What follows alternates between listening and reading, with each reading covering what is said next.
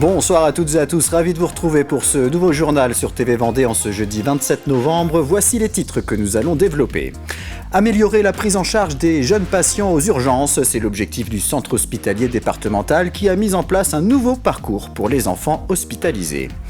Gros plan sur les conciliateurs de justice. Au nombre de 30 en Vendée, ils peuvent régler plusieurs sortes de conflits mineurs en guidant les deux parties vers une solution amiable, évitant ainsi une action en justice. Ne pas laisser les chansons traditionnelles locales tomber dans l'oubli, c'est l'objectif de l'association des compagnons Art Expo qui publie un premier ouvrage compilant 100 chansons à ripouner au pays de Saint-Jean-de-Mont. Mais on débute avec un point sur la situation de l'autoroute A83 où la circulation est désormais rétablie en direction de Niort et de Nantes entre les échangeurs de Fontenay-le-Comte et de Niort-Ouest. Depuis ce mercredi soir, l'autoroute était coupée à la suite d'un accident d'un poids lourd transportant des matières dangereuses. La zone a dû être sécurisée, puis les opérations de transvasement et de relevage du camion-citerne ont duré jusqu'en fin de matinée ce jeudi. Depuis cet après-midi, la circulation est donc rétablie sur une voie en direction de Nantes et de Niort. Les voies de gauche restent neutralisées dans les deux sens de circulation pour permettre la réparation des glissières de sécurité. Le centre hospitalier départemental de La Roche-sur-Yon a mis en place un nouveau parcours patient pour les enfants accueillis au service des urgences. Dans le cadre d'un projet lié à l'hypnose et à la communication thérapeutique, une grande partie du personnel a été formé à l'hypnose. Un chariot ludique a également été mis en place. Tout cela dans le but d'apporter davantage d'apaisement aux jeunes patients lors de leur passage à l'hôpital.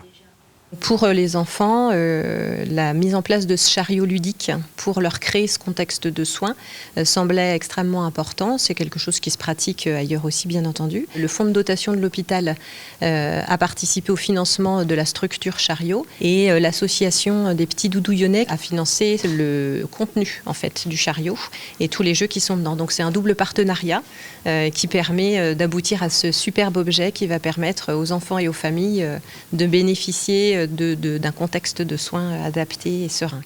Ce projet s'inscrit dans le projet bien-être des patients et surtout des enfants que l'on accueille sur la traumatologie pour qu'ils aient une expérience en tout cas la moins traumatisante possible. Si on a un enfant qui est occupé, bien évidemment, le soin va être mieux appréhendé. Il y aura moins de réticence quand il y a une suture à faire ou un plâtre à poser. On peut mieux appréhender le soin et un meilleur vécu aussi du patient et des familles. Conflit de voisinage, problème avec un artisan ou encore litige entre propriétaires et locataires, ces types de dossiers peuvent souvent être réglés auprès d'un conciliateur de justice. En Vendée, 30 personnes, retraitées pour la plupart, endossent bénévolement ce rôle actuellement. Coordonnés par les tribunaux de La Roche-sur-Yon et des Sables-d'Olonne, leur mission est de réunir le plaignant et le défendeur afin de les guider vers une solution amiable et ainsi éviter un passage par le tribunal. Reportage Florian Wozniak. Vous avez tout rempli ?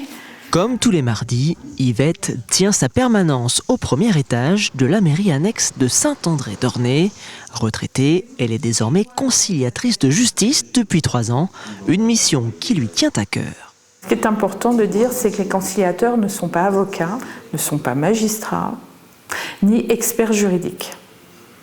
Nous ne devons pas citer la loi, ce n'est pas notre mission.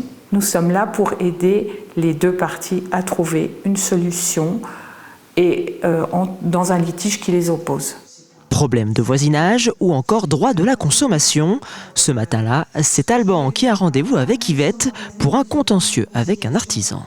Une procédure de justice pour aussi peu, parce que la facture s'est élevée à 260 €.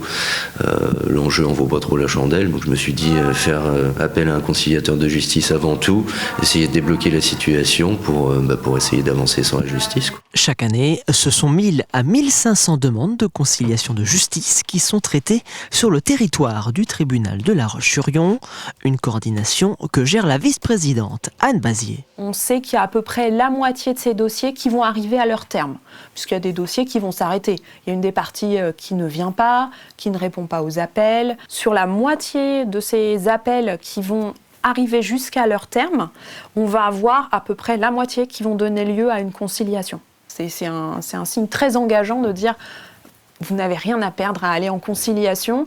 Et encore plus, quand les deux personnes sont devant le conciliateur, à plus de 70%, on a un accord. Donc c'est dire à quel point la communication, le cadre bienveillant et sécure que procure le conciliateur est un facteur favorisant de la conciliation. Et si toutefois aucune solution n'est trouvée après conciliation, une saisie du tribunal est envisageable.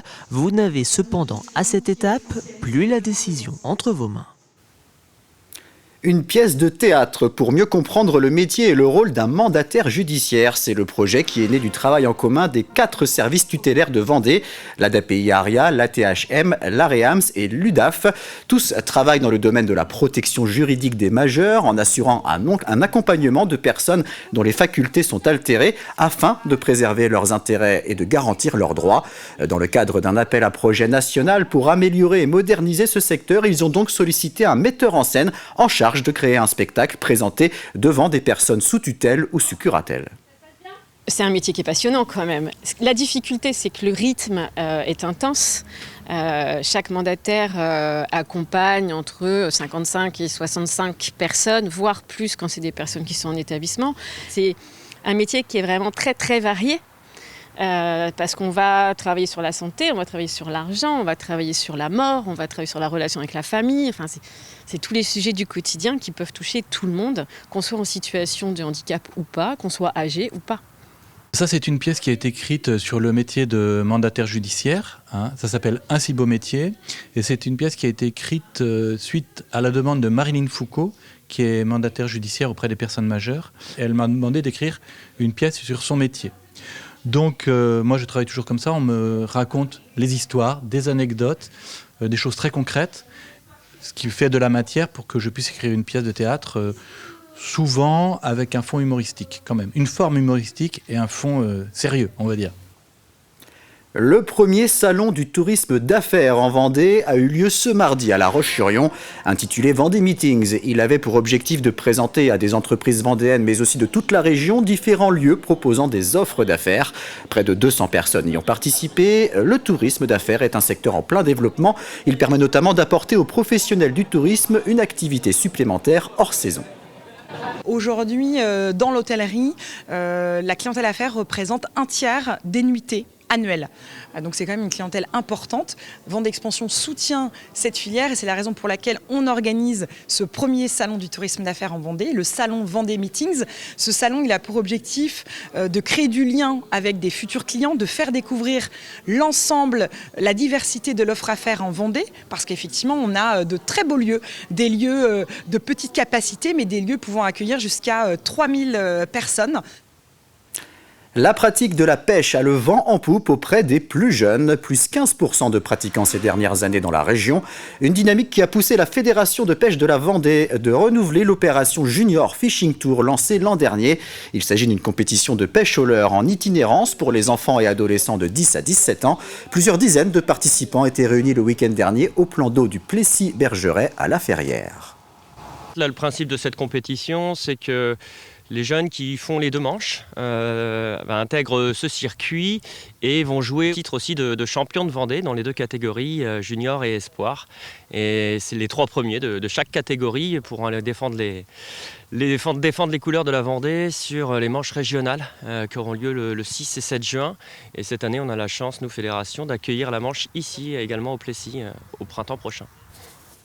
100 chansons à ripouner au pays de Saint-Jean-de-Mont. C'est le titre de l'ouvrage récemment édité par l'Association des compagnons d'Art Expo. Cette dernière est engagée dans la préservation du patrimoine local matériel et immatériel. Elle détient actuellement un stock de près de 60 000 chansons collectées auprès de personnes âgées. 5 siècles de chansons et 10 000 heures d'enregistrement sont regroupées. Ce premier tome consacré au canton de Saint-Jean-de-Mont sera suivi de 2 autres dédiés au canton de Pouzauges et à celui de Bournezeau. Depuis quelques années, on s'aperçoit que dans les mariages, dans les assemblées, les gens ne chantent plus ou des choses actuelles, mais ne perpétuent pas le répertoire qui se chantait en Vendée et qui amusait tout le monde. Et donc l'idée, c'est de se dire, fournissons les paroles et puis de quoi s'imprégner de l'air pour que les gens reprennent ce répertoire qui se chante depuis plusieurs siècles en Vendée. C'est un moment très attendu par beaucoup. Ce vendredi sera marqué par le début des festivités de Noël à La Roche-sur-Yon. Cela commencera par le lancement des illuminations, première étape d'un mois d'animation mêlant concerts ou encore ateliers pour petits et grands. Le village du Père Noël sera inauguré le 5 décembre, la veille de la grande parade de Noël. Une marche aux lampions aura lieu le 19 décembre et un marché de Noël sera installé place Jacques Chirac du 10 au 14 décembre. Bien évidemment que les festivités de Noël sont toujours des moments de consommation un peu plus accrus, peut-être plus raisonnés, mais ce qui ne signifie pas que les commerçants ne travaillent pas, bien au contraire. C'est ce que je vous disais, Noël, c'est toujours un moment où on a plaisir à acheter un présent et on n'est pas forcément obligé de mettre des sommes folles. On peut aussi acheter plein de petits présents. On a énormément de commerces qui peuvent proposer plein de choses différentes à des prix très différents. Vous allez avoir des produits très festifs comme du foie gras, du champagne, des macarons, du nougat, des choses qui sont très spécifiques à Noël. Et puis vous allez avoir des bougies décoratives, vous allez avoir il y a un centenier qui sera présent également. Vous allez avoir des artistes qui vont travailler le cuir, d'autres qui vont travailler le bois flotté. Donc il y a une multitude d'artisans créateurs qui seront là pour proposer leur création. Alors on est à 50 cette année, on était à 45 l'année dernière, donc on augmente, mais le problème c'est qu'on ne peut pas pousser les murs. Donc là, 50, on est déjà très complet sur la plage Jacques Chirac. C'est la fin de cette édition. Prochain point sur l'actualité dès 7h ce vendredi matin dans la matinale présentée par Simon Philippot. Passez une excellente soirée sur TV Vendée.